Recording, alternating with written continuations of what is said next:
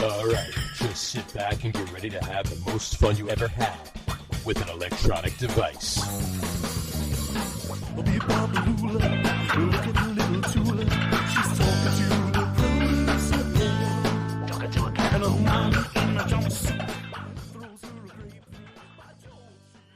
All right, buddy, welcome out to the Get On With It Sports Show. It is Wednesday, May the 3rd, 2023. Jersey Johnny coming at you with me, as always, is none other than Mr. RadioPete and Mr. Harry Lug Nutz. Say hello, gentlemen. Howdy, folks. What's up, bitches? Hey, how you doing? Hey. RadioPete out on the island saying what's up. How you guys doing tonight? Did you talk to the guy? I talked to the guy. Let me just say, first and foremost, Mm-hmm. to all of you Ranger fans out there and Islander fans,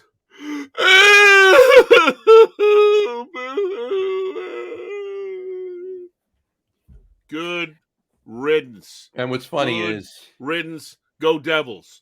Couldn't have been a better week in hockey for me.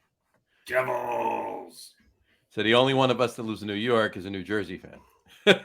Yeah. Well, it's just because of the rhyme scheme. I know. I grew up a Devils fan because there were free tickets all the time. Yeah. And, True.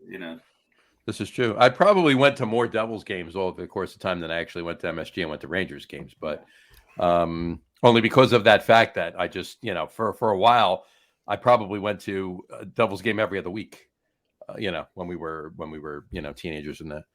Just free tickets all the time. Yeah. And then even later on too, but anyway. So yeah. Anyhow. Boo-hoo. Anyway. Boo. Fucking. It's a second run sport. Second or third run.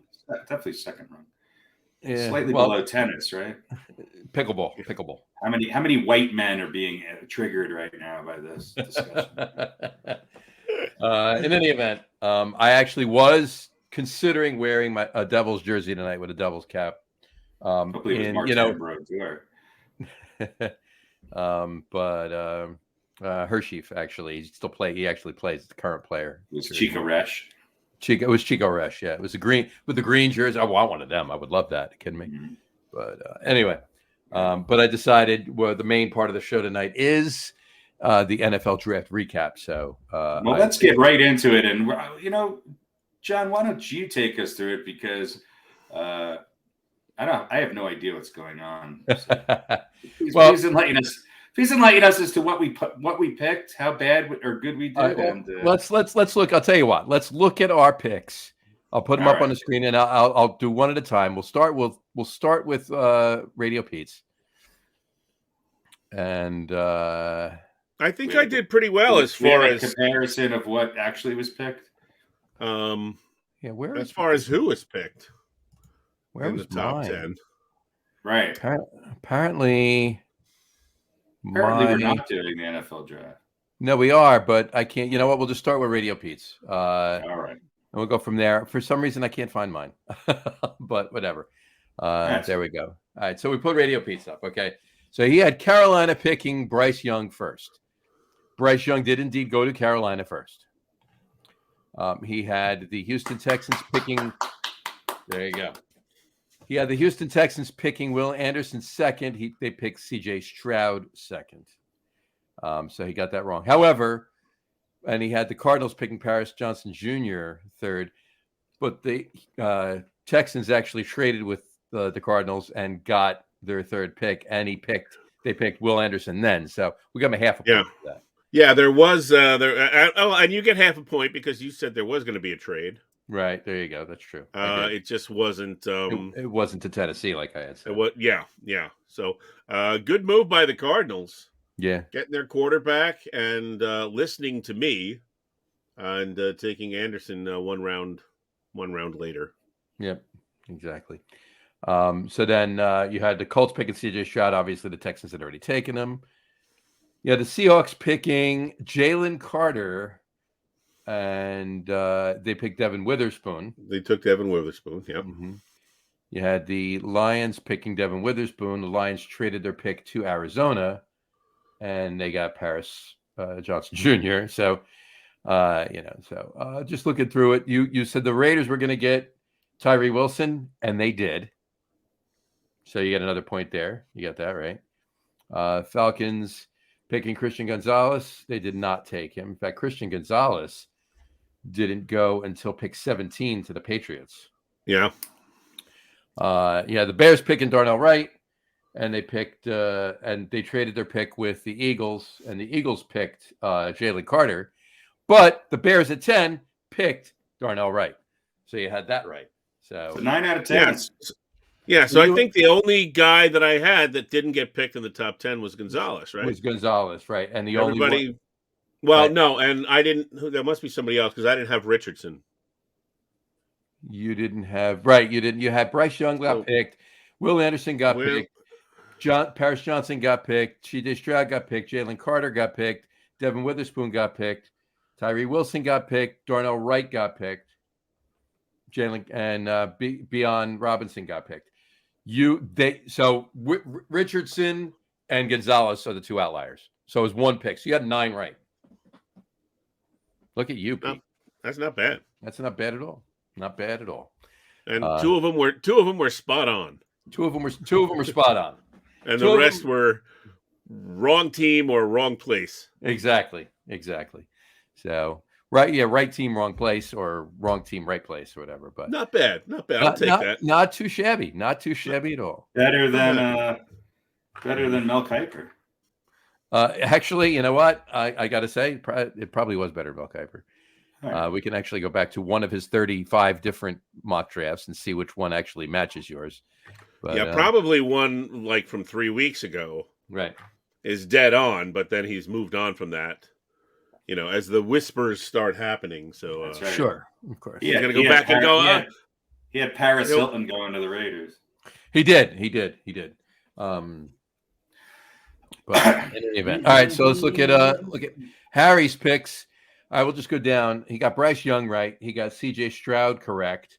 He got Will Anderson in the 3rd spot correct, just the wrong team. You had the Cardinals picking Will Anderson, and and it was the Houston that picked Will Anderson. You had Anthony Richardson right to the Colts. Yeah, 4 out of 4, baby. There you go, in order. He had Jalen Carter was picked, but 10th or 9th rather, right. and by the Eagles. Tyree Wilson was indeed picked by the Raiders, not the Lions. So he had that. He had the pick right in the wrong spot by the wrong team. Devin Witherspoon got picked. So he had that right. Christian Gonzalez was the outlier too. And then Peter Skoronsky and Nolan Smith. Skoronsky was 11th, and Nolan Smith was... Where did Nolan Smith go? Nolan Smith went 30th to the Eagles. Yeah. Well, there you go. So you had it right. The right team picked them just 21 picks later. So you had 7 out of the top 10. But I got the right team with the right pick. So 7 out of the top 10 and the first 4 to go. 7 out of the top 10 and the first 4 to go. So that's pretty damn good too. And I think you get 3.5 for the.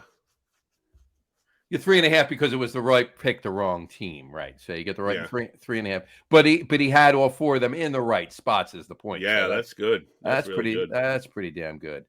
I got to put my one up here again. I don't know where the hell it went. It disappeared. So I'll throw mine up, and then we'll just switch to that, and we'll look at what I did. Here we go. Here's my pick. Right, good job, Harry. Good job, Harry.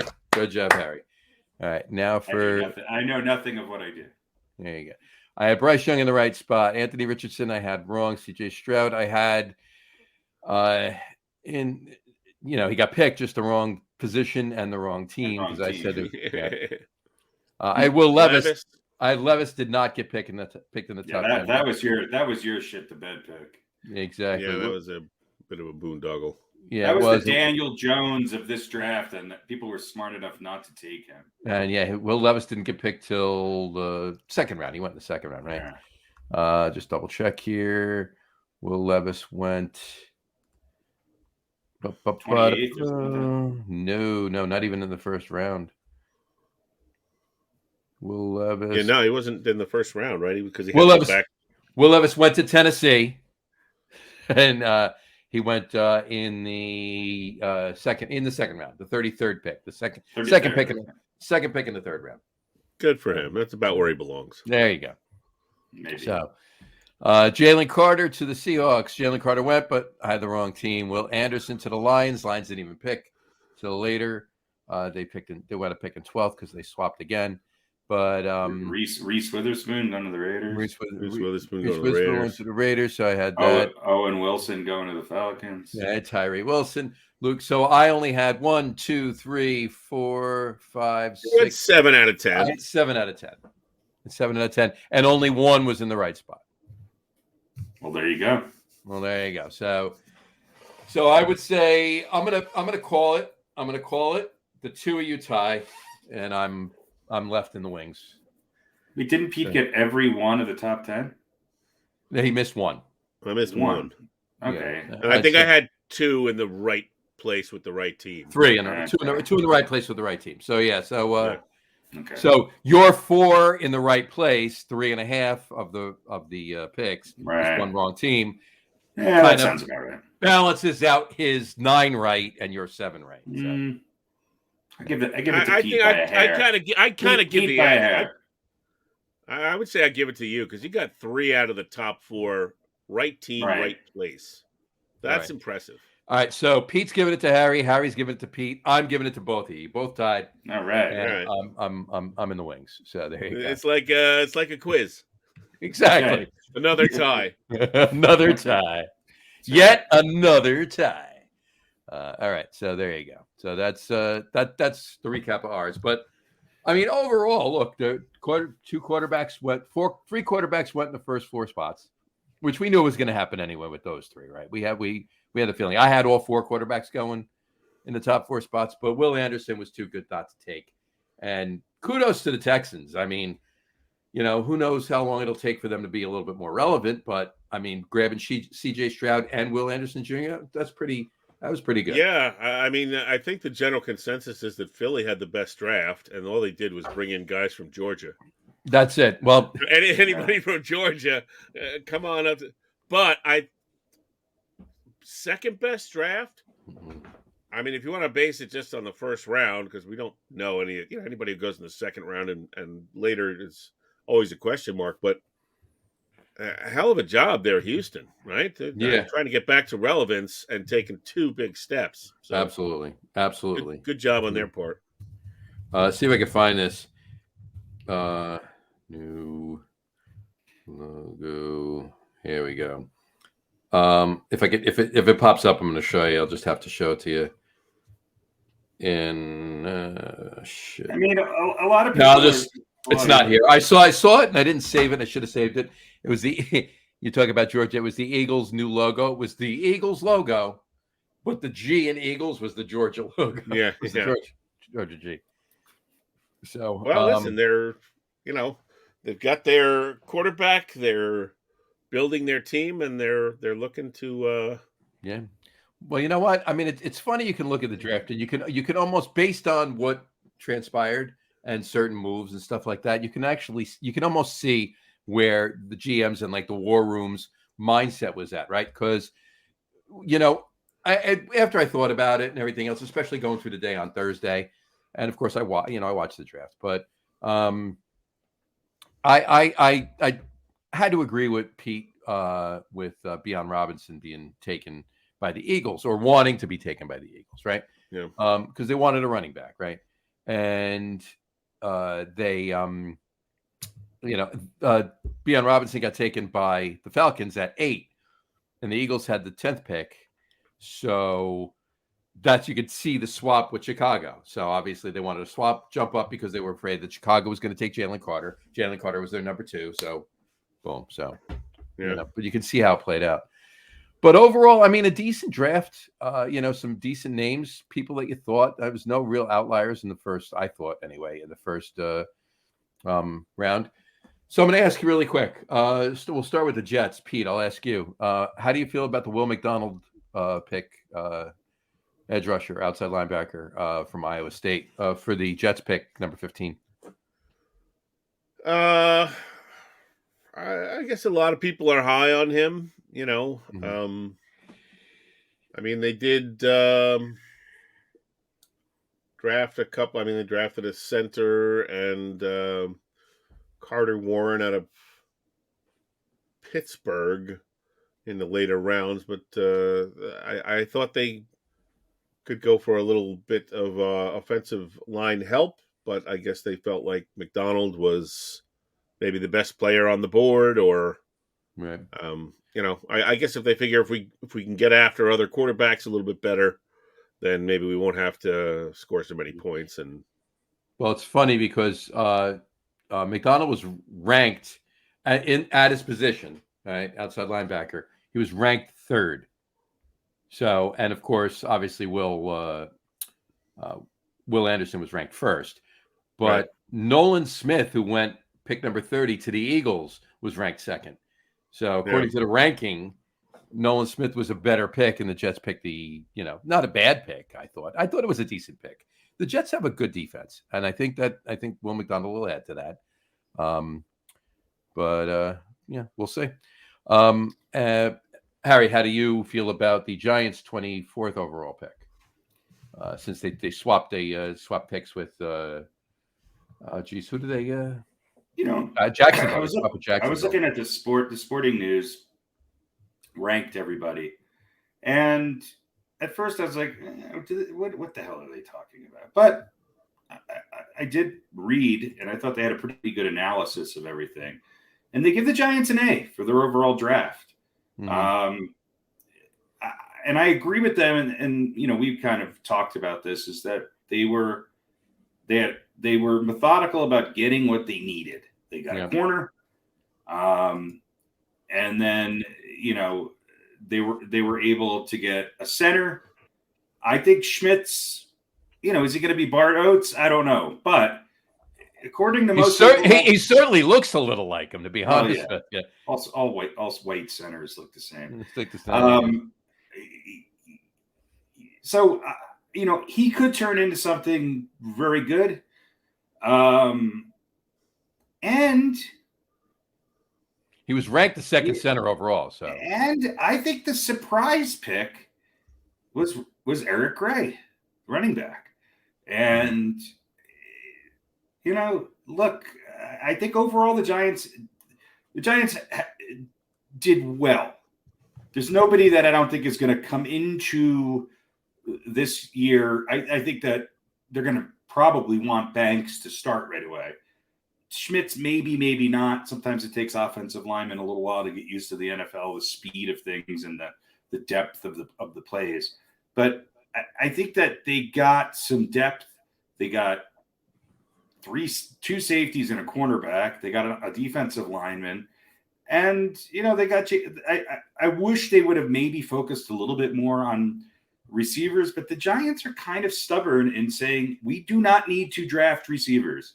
What we have will work. If we can protect our mediocre quarterback and hand the ball off and have a running game, then we can control the ball, score 17 points a game, and have our defense hold the opponents to 16 at least 7 or 8 times this next year. Right. That's the Giants' thinking. And okay, let's see how it works. Well, they took Jalen Hyatt in the 3rd round. Right. And he looks. I looked some film on him. You just don't know. You don't know anybody, but you know what? If history holds true with Giants picking receivers and what it looks like as far as Joe Shane and Brian Dable and crew are doing as far as talent goes, hey, you know what? I hope he's going to be a slot receiver, right? He's not that tall, right? He's obviously looking like he's a good. Anybody who's willing to go across the middle and catch the ball. I stand corrected. He's 6 foot. He looked a little shorter. He's 6 feet. 6 foot's not 6 foot's not overly tall. 6 foot's tall for a cornerback. It's on the shorter side for a receiver these days. But it's going to be receiver by committee, and I think the Giants are right in acquiring a bunch of receivers, not necessarily having a clear-cut 1, 2, or 3, because you never know who's going to go scoots-a-loots and become a nutcase. So line them up, get them in there, get them while they're young, get them cheap, and get rid of them before they ask for an extension on their contract and become net jobs. Well, that's the deal, right? That's been the Giants' MO for years. Very rarely do they sign anybody I can off the top of my mind, I can think of two. I can think of Plaxico Burress, actually worked out for them. And then I could think of Kenny Galladay, who the Giants would have been better signing a ham sandwich. But well, it's hard. A ham sandwich is hard to. The ham sandwich is really short. It's hard to hit that in the open. Exactly, but you could throw a screen all day to a ham sandwich, though. That's the point. Yeah, you're not going to gain much yardage, but yeah. No, you never know. So we'll see. Look, the Giants had a nice year last year. For the Giants to repeat even that, it's going to be a tall order this year, especially with the fact that I think Philly's going to be even better than they were last year. Unfortunately. So we shall see. We shall see. I don't know. Oh, by the way, across the river or in the same locker room or however it works, the Jets have Aaron Rodgers.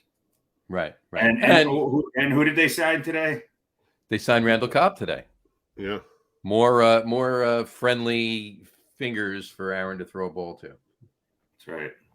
That's right. Exactly. So we shall see. We shall. All right. So run it down overall. Looks like the CBS Sports gave. I'm going to scan real quick here. The Falcons got a C. This is a grade on their draft. The Ravens got a B. The Bills got a B plus. Panthers got a B minus. The Bears got a B plus. Bengals B minus. Browns B. Cowboys C plus. The Broncos got an A minus. They only had 5 picks. 3 A's they picked. So, less of a chance to screw it up. All right.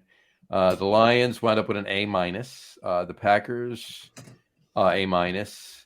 Houston Texans C plus. The Colts an A minus. The Jags a B minus. The Chiefs a B minus. Chargers B plus. Rams B. Raiders B minus. Dolphins B plus, and they only had 4 picks.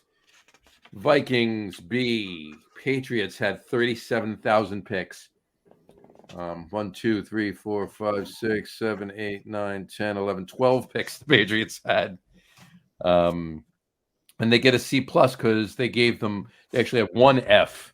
The kicker that they signed in the 4th round got graded an F. So Saints seems harsh. A little bit, I think so. Saints got a B minus. The Giants got a B plus. The Jets got a B. The Eagles got an A minus. Steelers A minus. Seahawks B. 49ers B minus. Bucks B. Titans B minus. Commanders B minus. I didn't hear one. Much like draft picks, the grades are also very different. Yeah, exactly. And what was what did Philly get? Philly got an A minus from the Sporting News. They got an A minus from CBS too. Nobody got Steelers got an A plus. Actually, Philly got an A plus from the Sporting News, and the Steelers also got an A plus. So Pennsylvania's doing pretty well. Looks that way. Yeah, the CBS didn't give anybody an A plus. I didn't say any A pluses, right? You don't remember me saying that? I don't think so. They gave an A plus to the Eagles, the Steelers, the Colts. They gave the Giants an A. The Bears an A, the Lions an A, the Bengals an A, the Kansas City Chiefs an A, Tennessee an A minus, Houston an A minus. So they're a friendly grader. But they did give the Jets a D. And is the Sporting News? Yeah. Clearly the author of that article does not like the Jets. So, or Rodgers. I don't think it's that. I just think it's The NFL themselves gave the Cardinals an A, the Falcons an A minus, the Ravens an A, the Bills an A, the Panthers a B. Okay, all right, whatever. Bears an A minus. Yeah. I'll just. Bengals got an A. Browns up there. Can we wrap up the draft until next year? Maybe. Yeah. I'm trying to get to one. They gave the Lions a C skip plus. A year? There you go. Well, we talked about Houston. Obviously, they got a B plus from the NFL. Colts got an A. I'm just getting down to the Giants and the Jets here. They gave the Jets, where is it? Right over here. They gave the Jets a B, and they gave the Giants an A-. That's outrageous. And the Eagles got an A-, and the Steelers got an A. So out of all four teams, the Jets, the Giants, the Eagles, and the Steelers, the NFL gave the Steelers the best grade. So I think most people were really pretty high on the Eagles, Steelers, the Colts, and the Titans. So those are the ones that seem to jump out the most. Looks that way. So overall, I mean, I think it was a decent draft. I think there were a lot. It was a good class. I think there were a lot of solid players. I think the NFL is better for the players coming up from the college level this year. So that's my thought. But anyway, cool. You guys have anything else on the draft? No. Thank God it's over. Fair enough. There you go. Yeah, all right. You can tell how much I love the draft. I know you do so much love the draft. Rather watch a hockey game from beginning to end. This is true. All right. Any baseball you want to chat about? No. Yeah, me neither. The Mets are about to lose their first doubleheader. Get swept in the first doubleheader. Let me just see what the score is here. The mighty Detroit Tigers. Yeah. It is. Yeah, it's the top of the seventh, and the Tigers are leading 6-1. And the Tigers, well, and the bases are loaded. Yeah, and the Tigers, won this afternoon 6-5. So good for them. Yeah, Scherzer gave up 3 runs. Scherzer gave up 3 runs in the first 2 innings. So, Harry, you worried about 6 hits? You worried about the MVP or not so much? It's only a 10-day stint on the IL. Oh, Judge. Yeah. Look, this is playing out exactly the way I thought the Yankees season would play out. I'm glad we have Judge. He's never going to have another year like he had. He was having an okay season. The Yankees are still striking out too much. They're fragile. They're hurt. They're put way too much pressure on their starting pitching, which actually has performed fairly well. They don't have a closer, and the bottom of the lineup sucks. It absolutely fucking sucks. But we knew that, and we didn't do anything about it. But Brian Cashman and Aaron Boone get a pass because they were able to re-sign their best player. Something the Yankees never had trouble doing in the history of their organization. Right. But it's never ever a question. They get another chance for that. And oh, by the way, I believe the Yankees are in last place, and they are. Now, they still have a winning record, but they're 8.5 games out of first place, and we just started May. Mm-hmm. So, they're going to have to start stringing together some wins and not playing 500 ball. If the Yankees are a 500 team this year, they're not going to get into the playoffs. They're just not. So,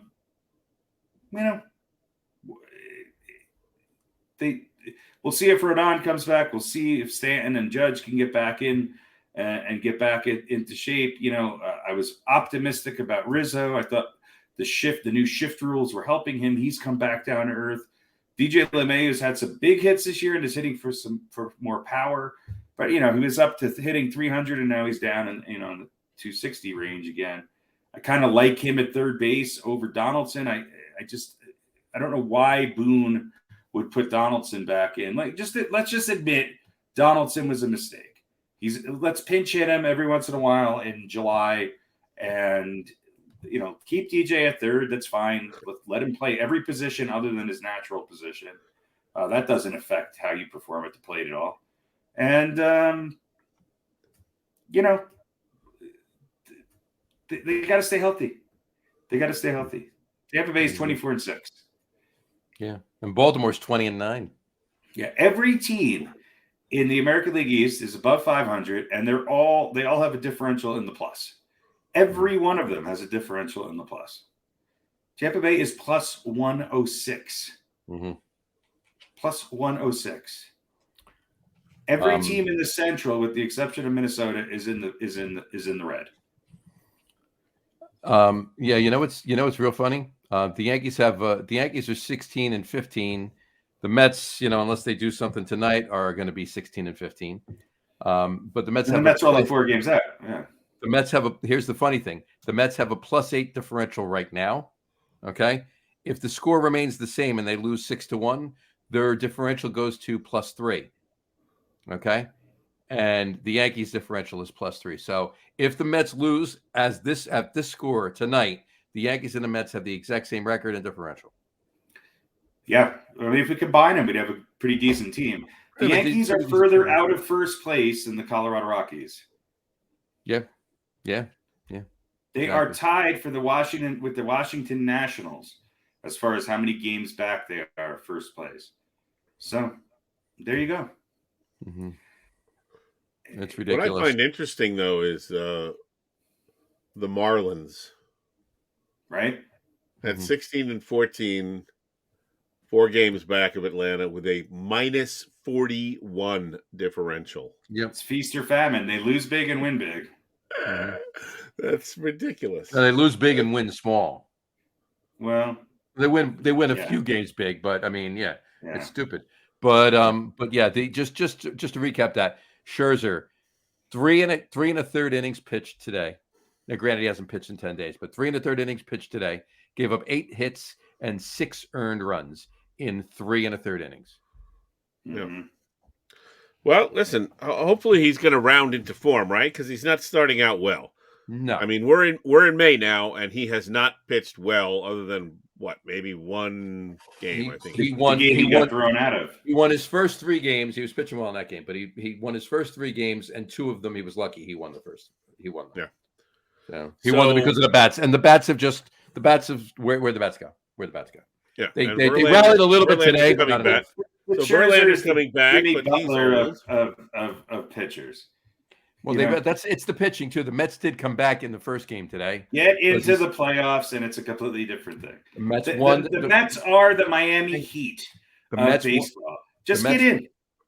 The Mets won this afternoon. Into this afternoon's game, they came back. The Bats came back. They were winning 5-4, and Adam Ottavino comes in the 9th inning and gives up 2 runs. So Ottavino. Look, the Mets are going to have to face the potential prospect that their 2 aces are old and are not going to give you the kind of innings that they have given you, and not that they're going to. We haven't even seen Verlander yet, so we don't know that. I mean, right, and again, it's May, so we haven't had Verlander for a month now, and so they're just going to have to deal with that fact that those 2 guys are most likely just not going to be lights out like you're hoping, and. Yeah. Atlanta, I mean, unless Atlanta has a slew of injuries, like where's the indication that they're going to slow down? They're not getting lucky. They're a good team, so you're going to be chasing them. Obviously, Miami is not going to be in second place for very much longer. But I mean, this idea that the Mets, I don't see how they. I don't see how they do anything but struggle to keep up with Atlanta. Yeah. Unless Atlanta goes on a real cold streak at the same time the Mets go on a hot streak. It's possible. But, the best laid plans of mice and men. Well, they're only 4 games behind, right? They're only 4 games out. It's only the beginning of May. Mm-hmm. But they're not running away with this division. No, they're not. No, and both the Yankees and Mets are struggling with some injuries. The Yankees got Harrison Bader back. He's I think playing tonight. Judge is out. We know Stanton is out, and then you have Carlos Rodon, who we just don't know what's going on with. Now it's June when he's expected to be back. Right. Severino is it's going to be June for him. Luis Gil is still out. Judge is out. Loaizica. I mean, their pitching is pretty. I mean. Yeah. The only one who's expected to return this month is Josh Donaldson. He's the one I don't want coming back. Yeah. So, but I mean, Stanton is out. All right. Well, you expected to hear that at some point during the season, right? I mean, that's a given. Maybe. I mean, you got to be hopeful that no. I didn't expect 3 of the Yankees' top 4 pitchers to be out. Yeah. Right. But my point is, with the Mets, you're not expecting it to be May, what is it, the 3rd? Mm-hmm. And Verlander hasn't pitched yet, and Scherzer has been mediocre at best. I don't even know if I would use that word. True. That's the core of what this team was about, obviously defensively, is those two guys. So, if they don't get right, then Mets are going to have to figure out some other approach other than let's lean on these two, 39-year-old guys or whatever, and hope that we get 25, 26, 28 starts out of them, and they pitch great. Right. So yeah, I agree. All right. Well, let's leave that there and talk about something a little more fun. What do you think? A little basketball. Basketball, is that going on? That's going on. That's going on. Certainly is. And what Harry has written under his name is possible. Not likely, but possible. Well, let's start with the Knicks because everything is so geared towards New York. I watched that game last night. Obviously, Jimmy Butler is out. The Knicks expected to win at home. I've never seen a team that is so lethargic in the playoffs, making so many brain-dead, boneheaded plays towards the end of a game to close something out. They won, and that's great. But the dumb fouls and the stepping, over the line to Randall stepping, right? Randall always looks like he just took a bong rip on the bench before he came in, and it's just RJ Barrett too. Look, this is a great story for the Knicks, and this is a time. Look, this Knicks Miami series, let's be honest, is a throwback. This is a throwback to years ago when you had veteran players and guys who would step up. It's a low scoring series. Jimmy Butler, in the last series and into the first game here has been dominant. Mm-hmm. But I just don't have this. I don't have this sense of confidence in the Knicks to finish games out if Brunson is not firing on all cylinders. Yeah, well, and look, I will say I was wrong about Brunson. I was not super excited about him. I thought it was a consolation prize. I thought that Brunson and Mitchell together would be a great backcourt. But Jalen Brunson has proven that he is the kind of player that you want with the ball in his hand in the playoffs. He's a two-way player. He's the Knicks' best, most consistent player.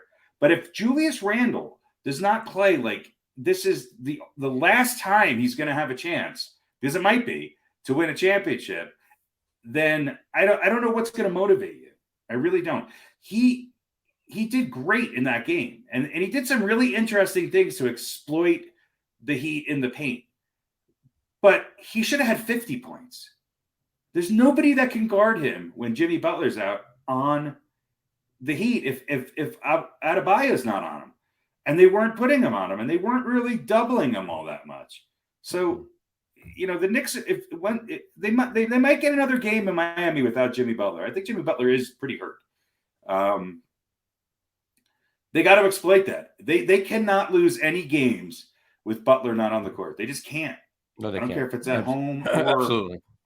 I still have the Heat winning the series if Butler can play at least in the next, 4 out of the next 5 games. But if it's less than that, then the Knicks have to hit the accelerator and take advantage of this. And I don't like Mitchell Robinson on the court as much as Tibbs is playing him. He's a good player. He's a great rebounder, but when the game gets to when they get to the end of the game, he's a liability. He can't hit a free throw. He's prone to stupid fouls. And while he's a great rim protector, he's a liability when the Knicks are up, especially, and the other team's trying to score from the perimeter. I just don't understand why Tibbs doesn't know that. It just seems like everybody on the Knicks, including the coaching staff, went into this weird fog and tried to give that game away. They're not going to win if they don't play the full game. They got to play through the end of the game. Yeah, I mean, they very easily could have lost that game last night, just as easy as they won it. I mean, they played great down the stretch, right? I mean, they went on a 20. They were down 6, and they played great right before the stretch. And they did at the very end. They played horribly. Well, down the stretch overall, I'm just saying they went on a 24-12 run. Yeah. Going down. And why was that? Down 6, so who showed up in the second half that didn't show up in the first half? Right. Brunson. But they were like 27 points in the second half. Except for the one time they dribbled the ball off his foot and went out of bounds. But that's fine. He's got the ball in his hand a lot. That's going to happen. You know, it's a different thing when you're doing that and not scoring than if you do that every once in a while. And the other thing, this is my pet peeve with the NBA, this rolling the ball and then waiting to pick it up to save a second or two on the shot clock. Get rid of it. It's horrible. It ruins the game. It's horrible. It's stupid. It's stupid. It just doesn't think put so. you in, Clearly. It doesn't put you in a position to distribute the ball right. I don't know. Well, listen, I think that's something that has to should if it's enough of an issue for the other teams, then they'll put someone across the half court line and make you pick up the ball sooner. It's a problem that should be solved by the game itself. Listen, you can definitely save several seconds. If nobody comes, you let the ball roll right up. I understand what you're saying, but if you're up by 8, why are you doing it? Why are you doing it when you're up by 8? Yeah, I don't know. Because it's just become second nature. They're not thinking. That's my point. They're not thinking half the time. Yeah. Well, look, as Brunson goes, so go the Knicks. You know. Yeah, but there's a limit on it. Look, the Knicks are. Yeah, but right. The question is, who's going to be that number 2? Is it going to be a different guy every night? Yep. You know, who do you look to? And is it going to be RJ Barrett is inconsistent. Randall needs to be consistent. He needs to get back to his regular season numbers. Julius Randle was a 25-point double-double this year. That's incredible. But he doesn't necessarily do that in the playoffs because he gets frustrated by defense. And he's figured it out. He just needs to be more aggressive, and the Knicks need to put the ball in his hand more. So, all right, we'll see. All right, let's talk about the other half of the Eastern Conference semis. James Harden finally showed up for a playoff game. Boy, did he show up. I said, boy, did he show up. James Harden might be having his best year in 6 years. And arguably one of his best seasons as a pro and what he's been doing. And I got to say, it was a beautiful thing to watch because he was the James Harden, again, not of the playoffs, but he hasn't been that guy. I mean, look, when he came to the Nets, right, he was leading the league in assists and he was facilitating and everyone, wow, this is holy cow. Well, now he's doing exactly what he needed to do and dumping in 48 points or whatever the hell 42. He had a hell of a game. And this is why I picked the Sixers, you know, other than the Bucks. I had my team that I had after the Bucks, which obviously a lot of people picked them and missed out, is the Sixers. Yep. I had the Sixers. I think the Sixers are on a path to the finals.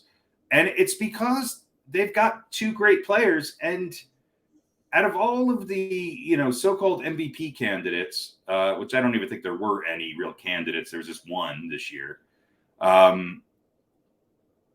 Embiid's got the most help. You know, James Harden is when he's playing like that, he's a top 10, maybe top 5 player in the NBA. So they should, and they have a little bit more depth and they're structured. They have a good defensive team when they need to. Harden's having a great year, and he had to step up and score more, and he did, and he did it in the clutch too. I mean, people are talking about Jimmy Butler, rightfully so. I think there's 3 people in this playoffs that you have to look at as rejuvenated and resuscitated in some ways, and that's with the exception of Jimmy Butler, who's clearly number one on that list, I think you got to put James Harden and Jamal Murray on there.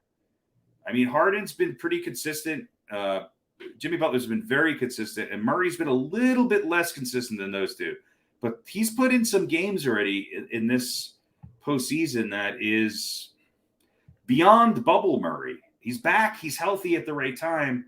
I hope it remains that way. And he is playing great basketball. Even on the defensive side of things, he is becoming a difference maker. And I think we've seen it in the first two games. Everybody talks about Devin Booker. Well, Jamal Murray's right there with him. And I'll be honest, I think he's outplayed him in the first two games. Yep. And, the other thing about Harden is, you don't want to have to count on that on a regular basis. Not that he's going to choke every game, but although he has a pretty checkered playoff history, right? He has not performed well in the playoffs over and over again. But you don't want to have to get, 35 from Harden on a nightly basis. Now, look, Boston's up by 8 in the second quarter with 10 minutes, and Embiid is back. So you expected this to play out this way today, though. You expected Boston to at least be able to come back and win this.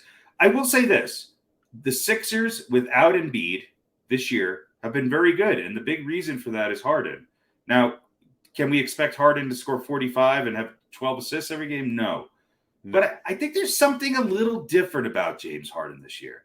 I feel like he's finally settled into who this team is and how he fits into it.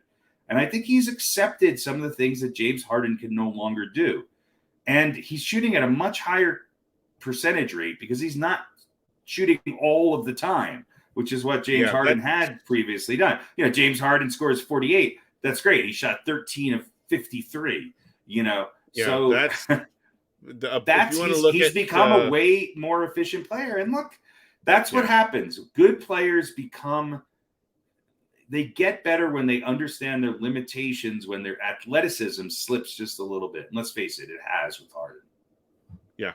Efficient is probably the best word to describe that game that he had. I mean, there's plenty of superlatives. Yeah, incredibly efficient. But that was right. Yeah.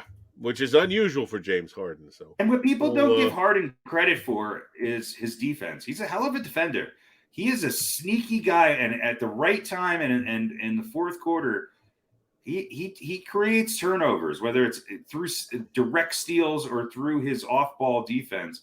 He's a pretty good defender, which is only going to get better now that he's, if he does funnel somebody into the lane. You got one of the biggest rim protectors in the game today back, and hopefully being able to play. So, it's going to be interesting. That's for sure. When he's motivated, James Harden can pretty much do it all, right? We've laughed for years about his defense, right? Harden doesn't play defense, but now I guess he, really wants to win a championship. So, I guess. I mean, listen, it's great to watch. I love watching it. Yep. I mean, he plays the way he plays is beautiful. Yep. All right. You want to save the Nuggets for last? What else do you want to talk about? Well, we could talk about. Listen, I Steph just want to Curry say and the Golden State Warriors. I just want to say one thing about Game 7 and Curry scoring 50 or whatever. Didn't they win by 20? I know it was a game for the ages, but it's not like he scored 50 and they won by 3. That game was a blowout. So it was. He could have scored. It was close until the middle of the third, but yeah.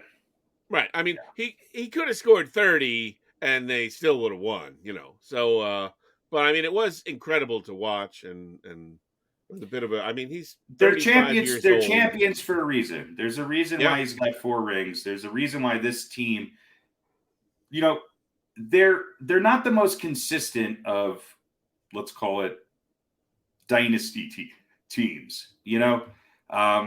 Their big 3 is not Bird, McHale, and DJ or Robert Parrish. It's not as evenly distributed. It's Steph Curry, a Klay Thompson when he shows up, and Draymond Green. But the role players, much like the role players for the Lakers, the role players for Golden State, they've always had a number of people that can come off that bench and perform way above what they normally do. Kind of remind me of the Spurs in that way. From Robert Horry through to, Manu Ginobili, there were always these guys who had these incredible postseason. Now, I don't think this team, as it's made up, is as good as the team that they had last year that won it all. But if you have Steph Curry on your team in 2023 basketball, you got a chance, because even on a mediocre night for him, he's going to keep you in the game. And they're also the kind of team that a 16, 20-point deficit is nothing to them, because most of their game is either backdoor cuts, fast breaks, or at times the best three-point shooting the NBA has ever seen. Right. And he is so good. He might be playing the best basketball of his career. I don't think he's got the best team around him. I think that Steve Kerr is a great coach. I think that Golden State somehow is made for today's NBA. They are perfectly built for today's NBA. They don't really have a center. I'm not even sure Draymond Green is technically a power forward. He's sort of this, he can become a point forward. He's a kind of a high post distributor. He's an off-ball defender. He's an instigator and a kind of pest. And I get that.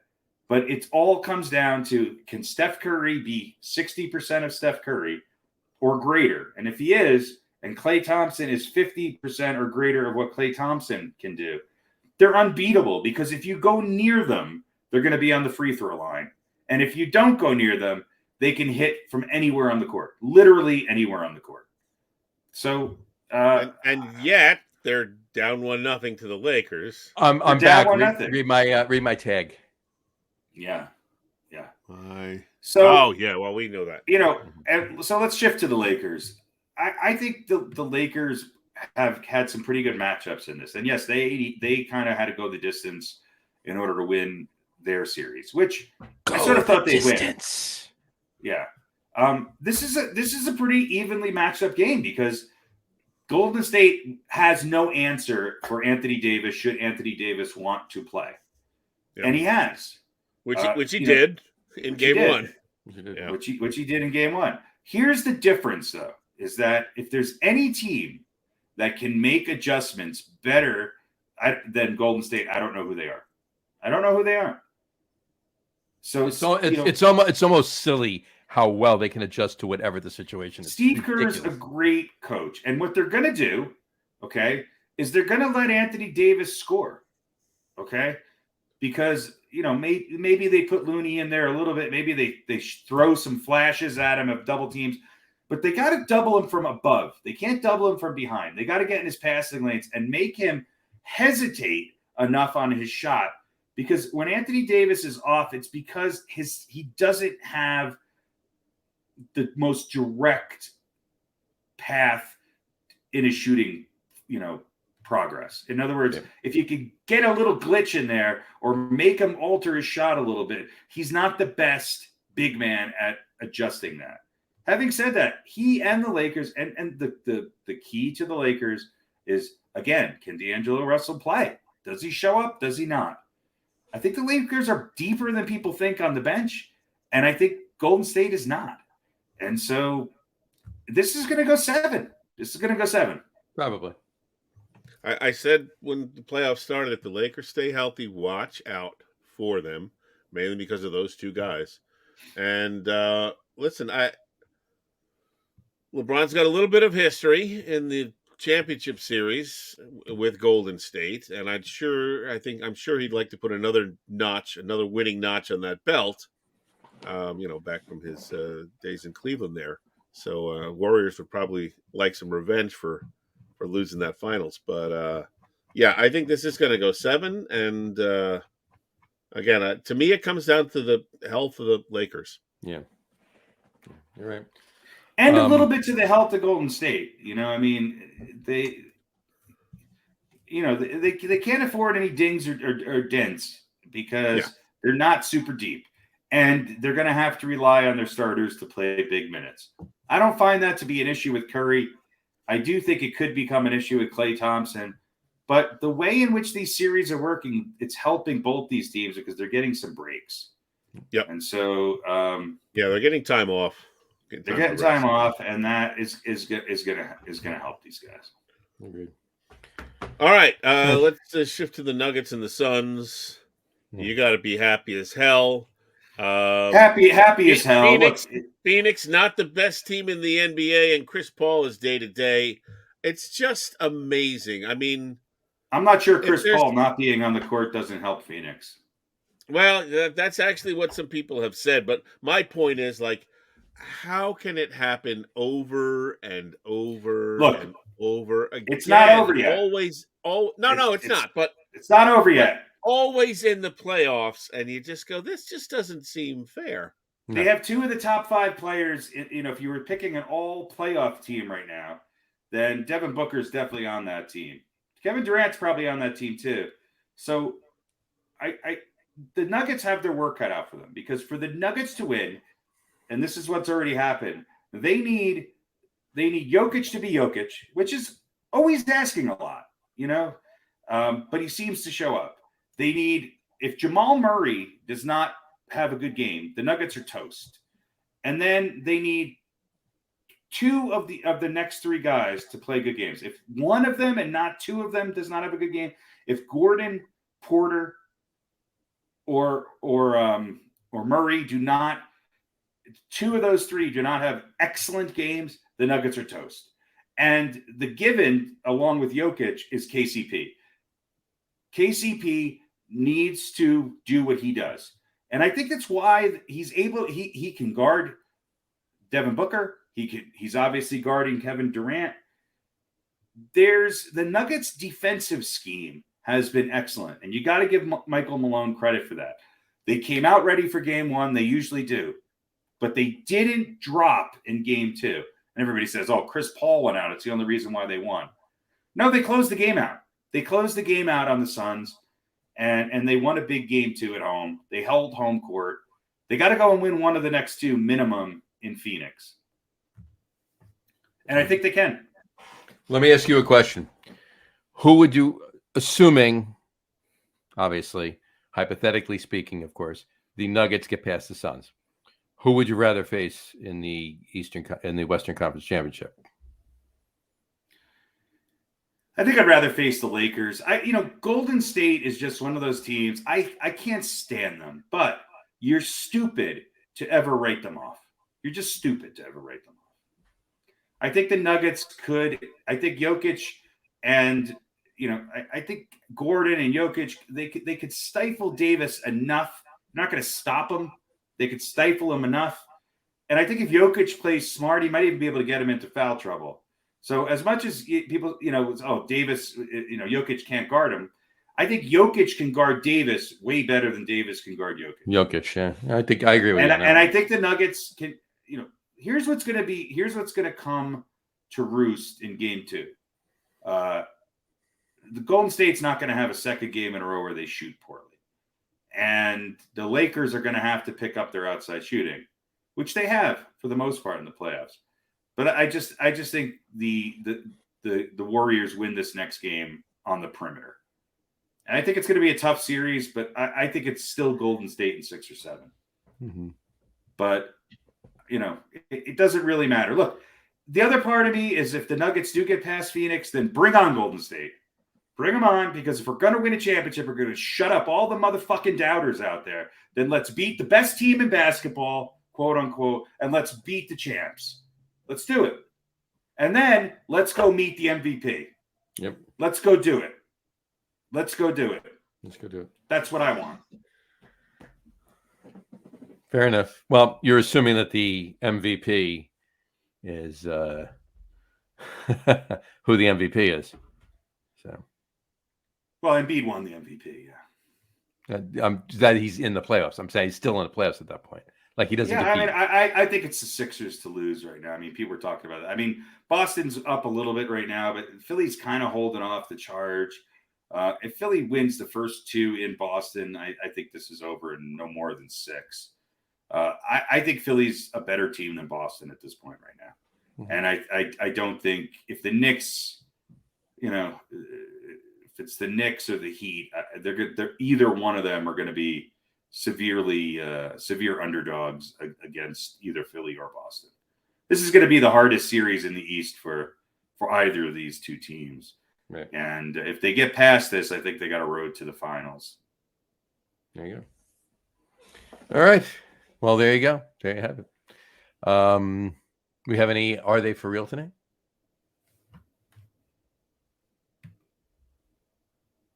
You're muted, Pete. Show a little bit. What's that? You want to talk about hockey? Oh yeah, no, I do. I wanted to see if you had an Are They For Real for as the NBA goes or anything like that. Well, are they for real? The Boston Bruins, are they for real? There you go. Yeah, right. I'll tell you who is for real is the Florida Panthers. Yeah, they look good. Before we get to hockey, though, I did want to throw these up really quick. I don't know if you noticed this last night. This was at the Knicks game. This at MSG last night. Here's one picture. Aaron Rodgers and Sauce Gardner with who's that guy in the glasses? Who is that? Did he used to play for the Knicks? I think he's the number 8 all-time scorer in the NBA. So he was in attendance, and he's talking. Sauce Gardner looks like RJ Barrett there. A little bit. Well, he's got a name tag, so he can remember who he is. Yeah. But and then this was the other picture. This is like watching. There you go. King Lundqvist in attendance with. So I was wondering who that was. I thought it was that British actor who Hugh Laurie or yeah, something like that. My left foot. Your left foot. There you go. But Aaron Rodgers is laughing. Henrik Lundqvist is in deep thought, and Sauce Gardner is seeing something that he's not sure what it is. Yeah, he looks a little confused. Like, so he's going, man. This game of hockey's weird. What is he goes, I didn't think hockey was like this. Which one of these teams is the Rangers? There you go. All right. So on that note, we'll switch it to hockey. But he was sitting next to Lundqvist because I threw him. So anyway, yeah, you know what? Pete summed it up before. Kudos to the Devils. They just way overmatched the Rangers in Game 7. That was just the Rangers weren't even there. They were done. You know, what can you say? They're too fast. They were way too fast. Too fast. Oh my God, some of those goals that they got around Shesterkin, holy crap. That was amazing. Yeah. I don't know why it is they decided to get down an 0-2 hole to start taking advantage of that speed. Well, I guess, they finally figured it out. So very happy. And Rangers are gone. And of course, I have no love for Carolina, but they took out the Islanders. So I'm a happy. Yeah, Carolina and the Devils were evenly matched. I think one tie separated them, 1 point overall. Yeah, they were close. Well, the Devils. I mean, the Devils started at Akira Schmidt in goal, in Game 3. So the Rangers were up 2-0, and then after that they only won one game. They won 1-4 with Schmidt in goal. So let me ask you guys this. Which is a bigger story in your mind? Is it the Kraken getting out of the first round or the Maple Leafs getting out of the first round? You know what? Well, I thought you were going to say is the bigger story the Kraken or the Panthers? And the answer is yes. I mean, because the Kraken don't have a history of failing in the first round. Toronto, they're a new team. Toronto has a rich history. Toronto struggled more than I thought they would, and they're down 1-0 to to Florida. So is it a bigger deal that they got out of the first round, or is it a bigger deal that? I mean, given what Las Vegas did a couple of years ago, I think it's a bigger deal for Toronto, right, than it is for Seattle. No, I think the big stories in this first round of the NHL is that Boston is out.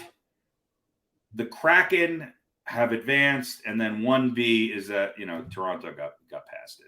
Right. But I think most people expected Toronto this year, although they didn't make it easy. Nobody does.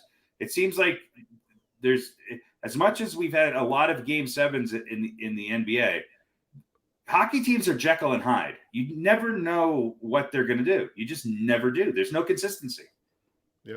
Well, and look, they beat a Tampa Bay team, which is a little bit weaker than they have been in the past, but this is a team that's had a lot of recent, right? Then they win a couple of cups recently. Mm-hmm. Yeah, and they're always way better in the playoffs than they are in the regular season, even as well as they are, as good as they are in the regular season.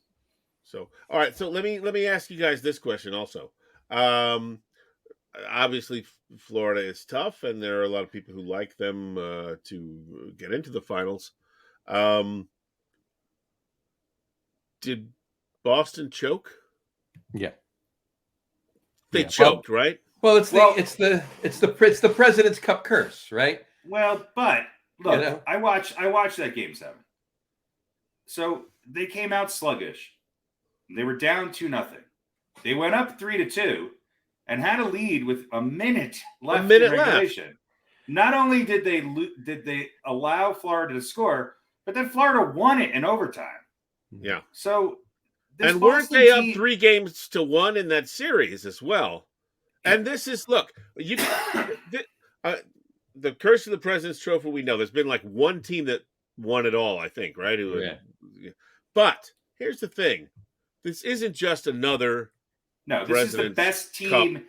Right. This is a team that had the greatest of the NHL season in the history of the league. And they blow a 3-1 lead, and then, like you said, up by a goal with a minute. I mean, that usually doesn't happen. If they're going to lose, it usually doesn't happen until later. You had the Patriots. They lost in the Super Bowl. You had Golden State lost in the finals when they had So it has happened before.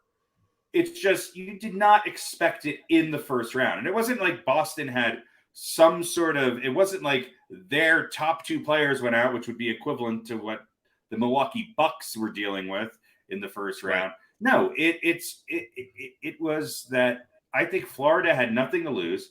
I think Boston became really tight when they lost that second game in a row leading up to Game 6. And they choked. They choked. Yeah. Now, and, I did hear today that Patrick Bergeron had like a stress fracture in his vertebrae or something like that, and somebody else had a minor injury, not enough to really keep him out, but they weren't at 100%. But still, this has got to be considered one of the biggest choke jobs. Yeah, certainly in hockey. And it happens a lot more in hockey, but this was surprising to me. I really, in looking at Boston, especially how they were finishing out the season, I never could have saw this. I think, the Nuggets beating the Seattle Supersonics in, what was that, 93 or 94? That's the only thing that comes close to this to me, as far as just a team that was destined to go and win a championship, losing in the first round to an 8 seed. But hey, kudos to Florida. Maybe Boston will come back next year and not have to worry about the President's Trophy. Maybe they'll shoot for number 2 seed. Well, I just pulled it up right here. The last team to win the President's Trophy and the Cup was the 2012-2013 Blackhawks. Before that, it was the 07-08 Red Wings. Then there were a couple in a row. The 01-02 Red Wings won it, and the 2000-2001 Avalanche won both. The 98-99 Dallas Stars won it, and before that was the 93-94 New York Rangers. Hey, look, I love seeing. And then we're back to the 80s. So I would love to see Toronto and Edmonton advance. These are two hockey cities that deserve something. 6 teams in the last 30 years. 6 teams in the last 30 years, yeah. Technically, 6 teams in the last 35 years, really. Because I think it's like 8 teams in 60 years or something. Yeah, like 13 of them went to the finals and only 8 of them won, or something like that along those lines. So yeah, I mean, remember the Seattle Mariners? That's another example. Yeah, but this is different. This isn't just somebody winning the President's Cup. This isn't just a team that had the most decimating the best season in hockey. It's different. Right. It's different. Well, this is why they were, like you said, they were up 3-1. That's why I say, they did. They choked because you don't go up 3-1 and then lose in Game 7 in overtime. They choked. But look, Seattle's got to be going crazy. I think Toronto and Edmonton, good for them. Those are hockey cities. That's all they got, really. I mean, Toronto's got the Raptors. The Toronto's got the Blue Jays, but Toronto's a Maple Leaf city. Let's not make any doubt about it. We'll see what happens. Florida's already up 1-0. So, obviously they weren't a fluke. They're catching. They're on a heater right now, sure. And maybe the curse of Toronto continues. Toronto winning the first round and not having to face Boston, but having to face a number 8 seed, they would be. Nothing better could happen for Maple Leafs fans. Be careful what you wish for. Right, exactly. Yeah, exactly. But you know what? I mean, if the Maple Leafs win this series, right, and then they're bowed out in the conference finals, you could kind of say, well, the curse is broken, right? Mm-hmm. If they lose this one, you go, well, yeah, they did get out of the first round, but then they went out to an 8 seed, tough 8 seed, but still, I think they have to win this one, and then you can kind of say, yeah, the curse is broken. They didn't win it all, but they advanced through 2 rounds, and that's legit. It is legit. It's very legit. And, I mean, the other fact of the matter, too, is they won the President's Cup, but they're also the most points a team has scored. That's what I mean. This is the greatest season any team's ever had. That's what I mean. It's different. It's not just, they won the President's Cup by 2 points, But it is the Patriots. It is the Seattle Mariners. It is the Golden State Warriors. It is, the list goes on. When you break records, very rarely do you see a championship emerge from that. You're right. Yeah, that's right. That was the Warriors. What was it? 73 wins. 73 wins. 73, right? They only lost 9 games? Or no, it was 72. They lost 10 games. Yeah, you're right. 72-10 they won. Yeah. I don't want to talk about that. Yeah, and lost the finals. And they lost the finals. And then 18-0, obviously. And what was it, 116 games the Mariners won? Yeah. Something like that. Something like that. Yeah, so we shall see. What do we got? 8 teams left in hockey? Yep. Yeah, 8 teams left. Yeah, semifinals, regional semifinals. Florida, Toronto, Seattle, and Dallas. I mean, the Devils, Carolina, and Edmonton, and Vegas. I mean, it's interesting. Love to see Vegas and Seattle win and face each other in the next round. I mean, hold on, like. For me, nostalgia-wise, the teams that I would love to see, advance are Edmonton and Toronto. Edmonton, Toronto. Yeah, absolutely. Yeah. Can you imagine if it's Dallas and Florida? Stanley Cup Finals, Dallas and Florida. Look, and I'd love to see the Devils, also advance, but I think this is going to. I think Carolina's a better team than the Devils by just a smidge. I think they're pretty damn well matched. I really think they're pretty even. We shall see. It could go either way. So we shall. All right. So is there an yeah, we got an over-under. Fire it up. You got an over-under or an about they for real? Oh, no, not an over-under. An are they for real? Gotcha. All right. Fair enough. What is real? What is real? How do you define real? If you're talking about what you can feel, what you can smell, what you can taste and see, then real is simply electrical signals interpreted by your brain. Pretty sure none of that's real. You're not real. For real, for real, for real. Yeah. Are you for real? For real? For real? For real? Are they for real? What is real? All right. This is the Are They For Real NFL Draft Edition, because we know how much Harry loves the draft. But, so what we're going to do here is going to run down the Jets and the Giants picks. Mm-hmm. And I want each of you, and I will as well, to pick let's say 2 players that you think are for real. All right. The Now two you can, players we think are for real.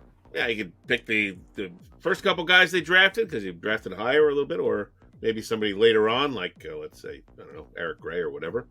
And we'll keep track, and then we'll throw that list away and never look at it again. What are we doing? Are they for real?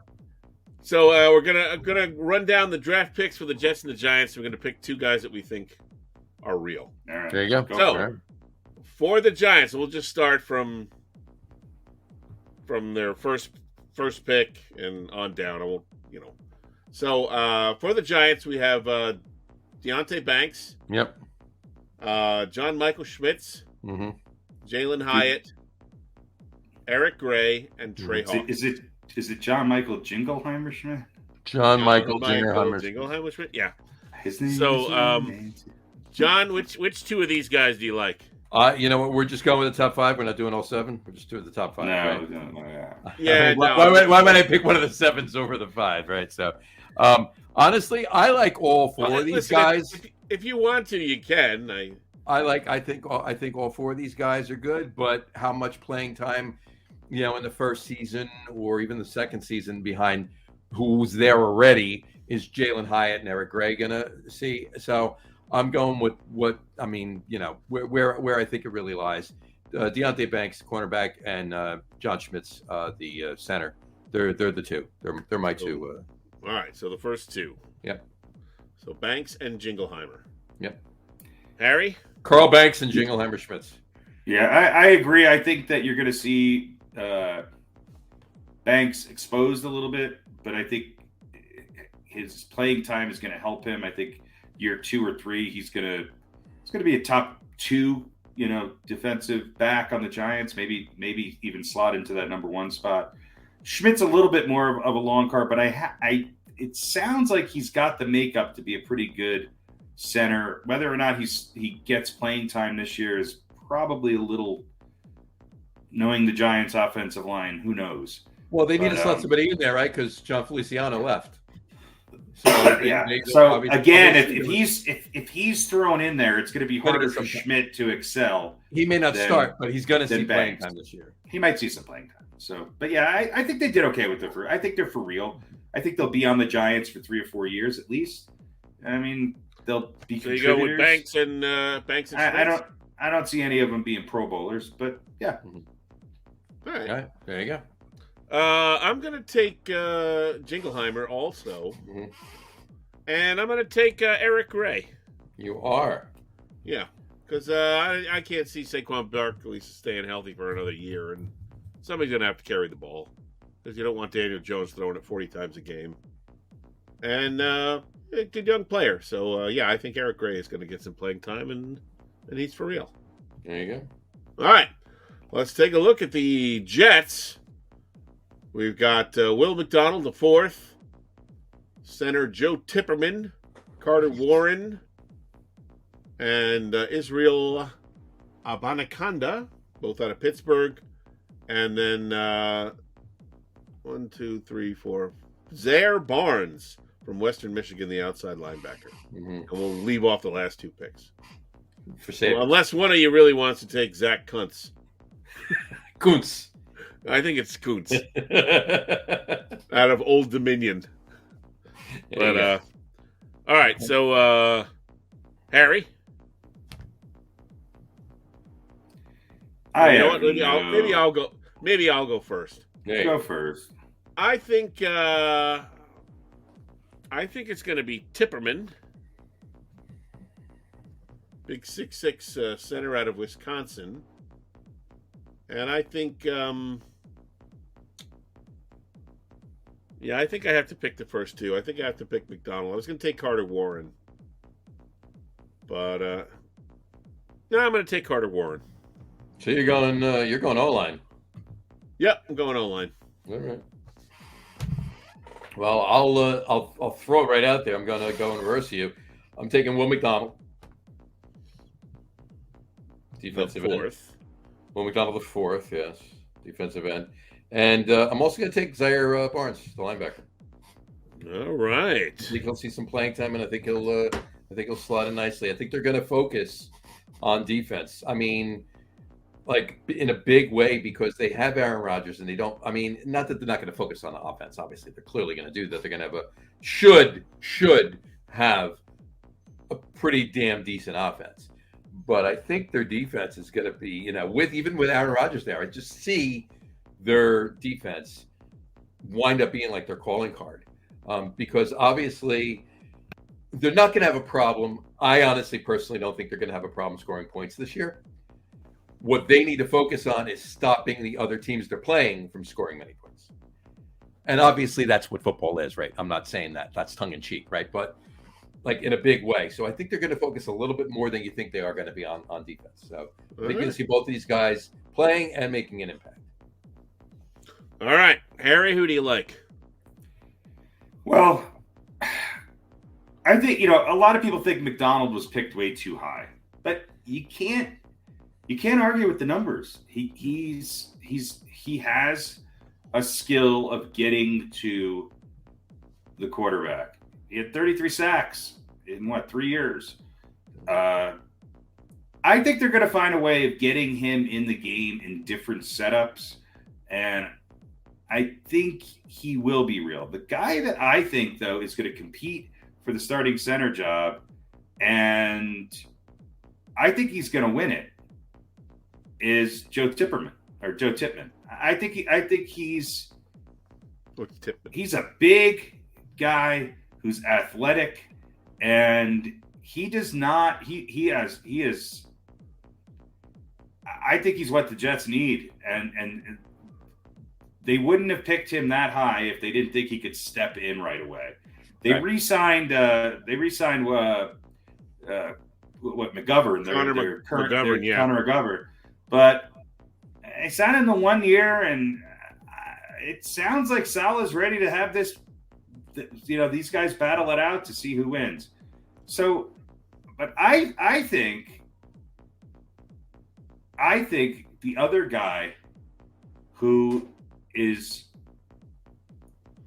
going to be, I think he's going to see some playing time, is their round 5 pick, and I'm not going to pronounce his last name, but I think Israel Abanikanda, that's how you say it.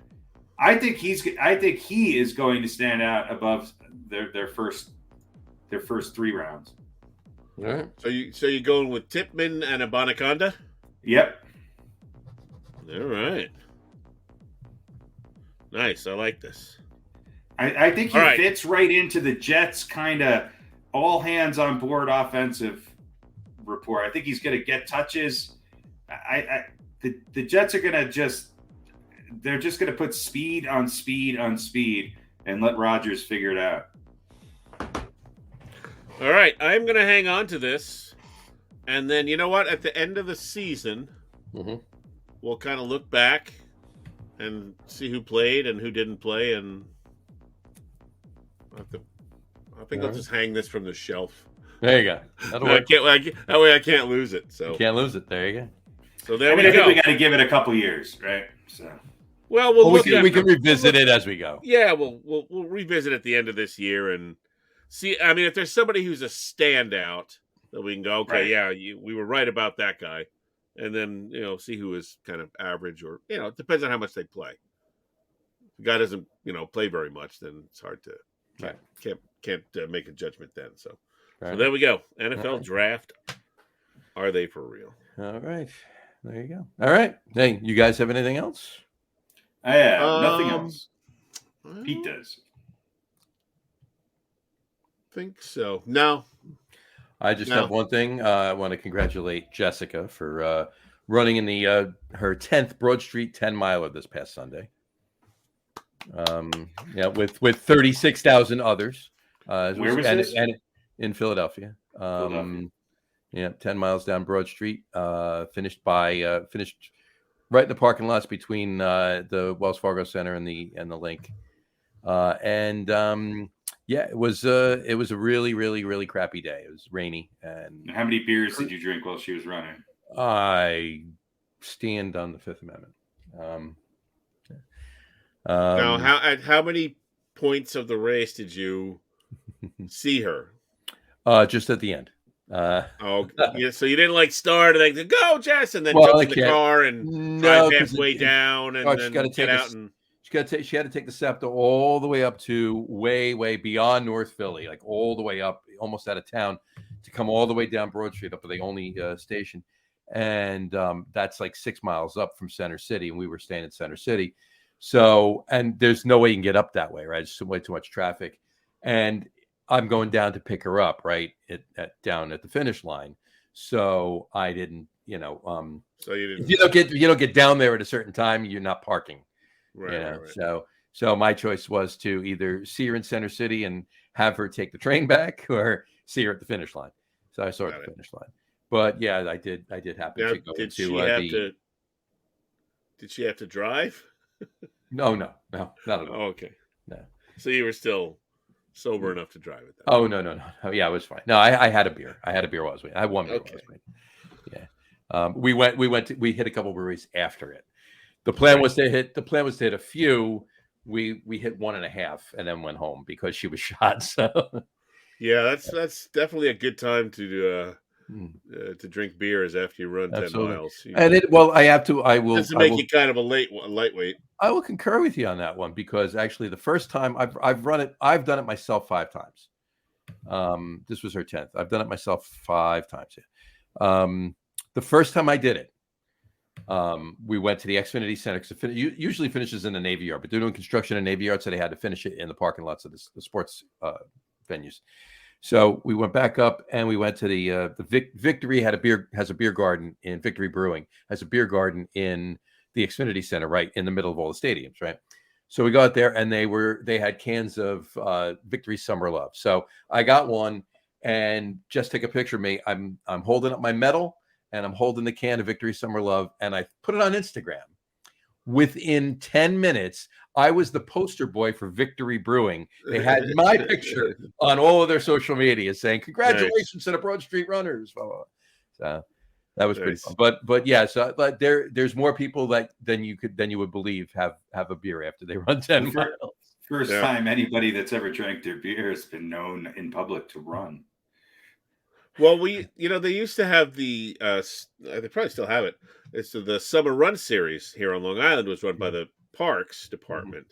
And I think it was Monday nights. Don and I actually used to run it. They would have a race at all different parks. There was 7 or 8 races, I guess, over the course of the summer. Mm-hmm. And it was fun. And they were, so, most of them were like 5Ks. There was like a 5-miler, and then there was a 1-miler on the beach at Jones Beach and stuff.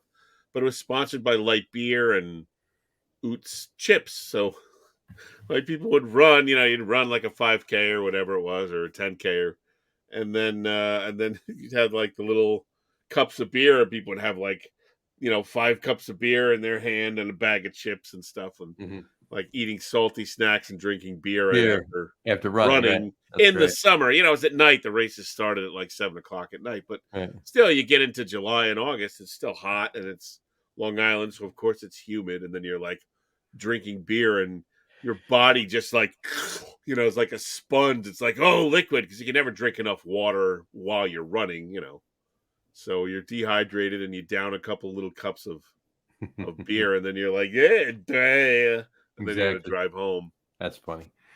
The one more I'll throw in there is the Atlantic City Beer Festival. It's the Atlantic City Beer and Music Festival that they do every year, beginning of June. It's outdoors on Bader Field in Atlantic City. It's a really good thing. They have bands there, as well as performances, as well as the beer fest. It's the second biggest beer fest in the country, behind one small little beer fest that they have every year out by Harry out there in Denver, which Harry has been to, and I know this for a fact because I was with him. But in any event, Atlantic City Beer Music Festival. This year's bands, actually, the Saturday festival is the headliner is Dropkick Murphys, and Sunday the headliner is 311. So, but still, whether you like them or not, pretty decent size acts to get for that type of a festival, beer fest. But in any event, so kudos to them. In fact, on the beer podcast last night, we had the director of the beer fest on, the beer show. But in any event, my point is they on the Sunday beer fest in the morning, about 2 hours before it starts, they run a they call it the Hops Trot, and it's a 5K, and it starts on one side of Atlantic City and comes all the way down to Bader Field. But every half mile, so it's 3.1 miles. Every half mile, they stop and have a beer. So you run a half mile, have a beer. Run a half mile, have a beer. Run a half mile, have a beer. All the way down to how big is the beer? I think it's a 6-ounce glass, so it's not like you're having a full beer. You're having a little bit less than half a beer, right. But still, you're having 6 of them along the way. So you're pretty happy by the time you get done, yeah. Right, and then and you wind up getting into the beer fest early, so there's not all the other crowds there, so you can walk around and like VIP hour, so to speak. Right. But yeah, that's a fun one. Yeah, that's the best. Went to a festival on Long Island a few years ago with a friend of mine, and we paid extra to go in 2 hours early for the VIP. And at first we were like, I don't know if this was worth it. But then when they let the unwashed masses in, and all the lines were super long, we were like, thank God we had the 2 hours. 2 hours beforehand, to get lit before all these idiots showed up. Exactly. Harry, what do you have to say about Beer Fest? You've only been to the best one in the country, so it's interesting. I feel like some of the biggest things that surround me in where I live, skiing, snowboarding, white guys with dreadlocks, banjo music, and craft beer are all things that I know nothing about. Well, that's what you have Pete and I for. Me for the craft beer, Pete for the banjo music. Yeah. I will say this. But I can tell you several of those things you mentioned suck, so you're really not missing anything. Right. Yes. There was humor and sarcasm intended for all of that. No, I mean, I was actually going to say Pete for the white guys with dreadlocks, but I feel like I feel like a few years ago. Right. I feel like what makes Denver interesting as a location is that there are just so many breweries outside of the actual conference and event itself, which, let's face it, Denver has been kind of leading the way in a lot of ways on what goes on. And we have some of the top breweries in the country. I also feel like it's changed quite a bit. And we're starting to get some breweries that are doing some newer and simultaneously older types of beer. And I think that's what's getting a lot of attention right now. The sort of dominance of, the typical IPAs and things like that have taken a little bit of a backseat as more people have joined in on the beer bandwagon. So you're seeing, places like Cohesion and Beardstadt and places like that, which are more traditional, Pilsners, lagers, etc. Starting to get some national recognition. So, and what could you can't go wrong with a Czech or a German Pilsner. Not for my buck. Nope. So, yeah. Had a couple of them the other day in Philly after the run. So there you go. But yeah, I feel like it's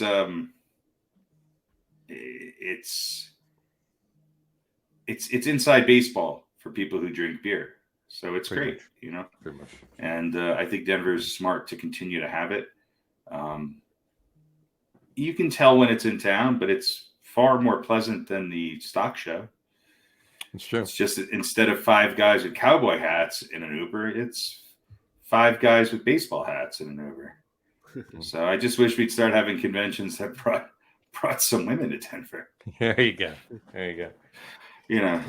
Anyway, the international stripper and bikini show should come here at the same time as the beer convention. Yeah. That would be apropos. That would be apropos. It's all that would balance out the matter of timing. The spike in khaki pants testosterone that invades the city. Anyway, all right. Anything else? That's it. Go Canuggets. Go Nuggets. Go Devils. Go Canuggets. Go. Everyone else go to hell. There you go. All right. On that note, we will wrap the show up for today. Want to thank everybody for watching, and for those of you just listening to the audio podcast, thank you for listening. Don't forget to visit our website, www.getonwiththepodcast.com. That's getonwiththepodcast.com. And please remember, like us and follow us on all of our social media, Facebook, Twitter, and Instagram. Just search for the Get On With It podcast. And of course, all of our shows are available on YouTube as well on the Logger Room channel.